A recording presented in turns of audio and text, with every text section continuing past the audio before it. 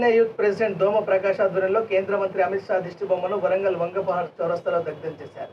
ఈ సందర్భంగా దోమ ప్రకాష్ పొన్నాల రాజేందర్ మాట్లాడుతూ ప్రపంచ ప్రఖ్యాతిగాంచిన రాజ్యాంగానికి మూల సూత్రధారి అంబేద్కర్ను అవమానించడం బడుగు బలహీన వర్గాలను భారత రాజ్యాంగాన్ని అవమానించినట్లే అని అన్నారు.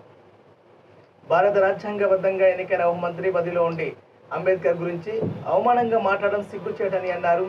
అంబేద్కర్ను అవమానించిన అమిత్ షా వెంటనే భారత ప్రజలకు అంబేద్కర్ క్షమాపణ చెప్పాలని, చెప్పకపోతే చైతన్య యూత్ ఆధ్వర్యంలో పెద్ద ఎత్తున జిల్లా వ్యాప్తంగా ఆందోళనలు చేపడతామని హెచ్చరించారు.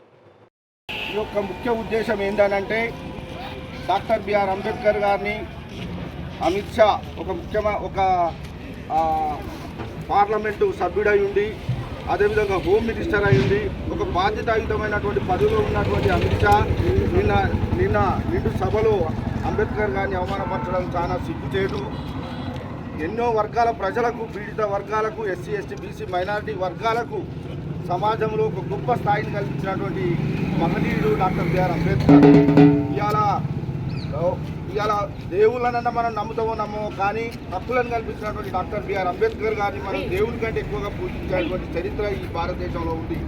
అమిత్ షా ఈ సందర్భంగా నీకు ఒకటే తెలియజేస్తున్నా, ఈ అంబేద్కర్ వారసులంతా కనుక ఒక్కటే ఉంటే ఈ దేశం ఉంటే నీకు తల్లి ధర్మేసే పరిస్థితి అంతది. ఖబర్దార్ ఇంకొకసారి బీజేపీ ప్రభుత్వం కావచ్చు, లేకపోతే అమిత్ షా కావచ్చు, ఇంకెవరైనా కూడా అంబేద్కర్ విషయంలో ఏ విధమైనటువంటి తక్కువ చూపు చూసినా, ఏ విధమైనటువంటి వ్యాఖ్యలు చేసినా కూడా మీకు బంగ్లాదేశ్లో ప్రధానమంత్రి పరిస్థితి ఏ విధంగా అయితే తల్లి ధర్మేశీలో, ఆ విధంగా ఈ దేశం నుండి అమిత్ షా కావచ్చు, ఇంకెవరైనా అంబేద్కర్ని కనుక అవమానపరిస్తే తల్లి ధర్మేశ పరిస్థితి ఏర్పడుతుందని సందర్భంగా తెలియజేస్తూ, అంబేద్కర్ గారిని అవమానపరిచినటువంటి అమిత్ షా వెంటనే తన పదవికి రాజీనామా చేయాలి.